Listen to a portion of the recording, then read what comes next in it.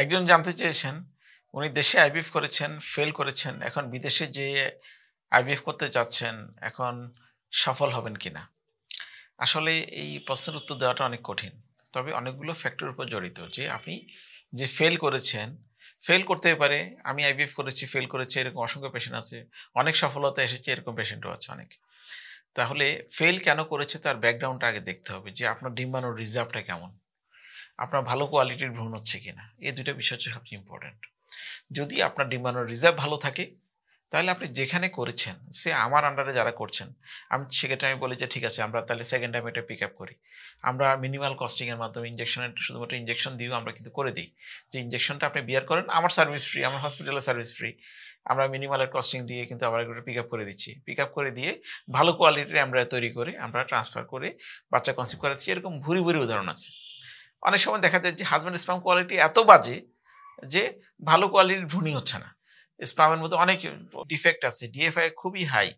ভালো কোয়ালিটির কোনো স্পার্ম নাই, ভালো মরফোলজির কোনো স্পার্ম নাই। সেসব ক্ষেত্রে অনেক সময় বাচ্চা কনসিভ করাটা ডিফিকাল্ট হয়ে যায়। অনেক দেশে দেখা যায় যে ডোনারটা বৈধ। আপনি অমুসলিম যেকোনো দেশে গেলেই ডোনারটা sperm donor available, egg donor available. তাদের কনসিভ করানোর কোনো বিষয় না। অন্য কারো স্পার্ম, অন্য কারো এগ দিয়ে আপনাকে সহজে কনসিভ করাই দিতে পারবে। কিন্তু অ্যাজ এ মুসলিম আমি এসব করতে পারবো না। আমার এই সুযোগটা নাই। সেক্ষেত্রে আমি সবসময় দেখব যে আমি কিভাবে আমার যে লিমিটেশনটা আছে এটাকে আমি মাথায় নিয়ে আমি হালাল প্রক্রিয়ার মাধ্যমে কিভাবে আপনাকে সমাধান করে দিতে পারি। যেহেতু আমরা একটা মুসলিম সংখ্যাগরিষ্ঠ দেশে, আমরা আমাদের রুগীরা সবাই মুসলিম।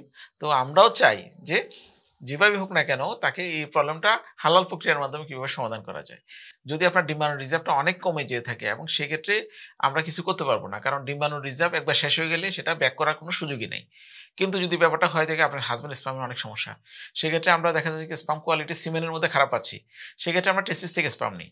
টেসা করে স্পার্ম নিয়ে সেখান থেকে ভালো এমব্রায়ো বানানোর চেষ্টা করি। অনেক সময় দেখা যাচ্ছে যে ভালো কোয়ালিটির এমব্রায়ো হচ্ছে কিন্তু বারবার ইমপ্লান্টেশন ফেলিওর হচ্ছে। সেক্ষেত্রে আমরা জেনেটিক অ্যানালাইসিসের জন্য স্যাম্পল আমরা স্পেনে পাঠাই। জেনেটিক টেস্ট করে এরা করে তাদের প্রবলেমটা সলভ করে দিচ্ছি। তো এই জাতীয় প্রবলেমগুলো আমরা সলভ করে দিতে পারি। আবার অনেকের আছে এন্ডোমেট্রিয়াম লেভেলটা ভালো হচ্ছে না। সেটার জন্য বিভিন্ন রকমের প্রক্রিয়াধীন আছে, বিভিন্ন ট্রিটমেন্ট প্রোটোকল আছে।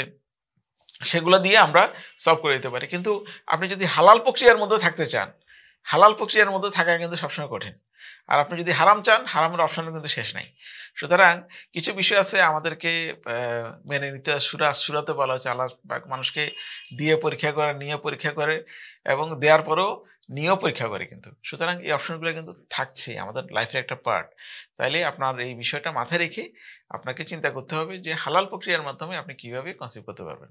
হারামের মাধ্যমে হয়তো ইজিলি কনসিভ করতে পারবেন কিন্তু এটা মানসিক যে তৃপ্তিটা সেটিই হয়তো আপনি নাও পেতে পারেন।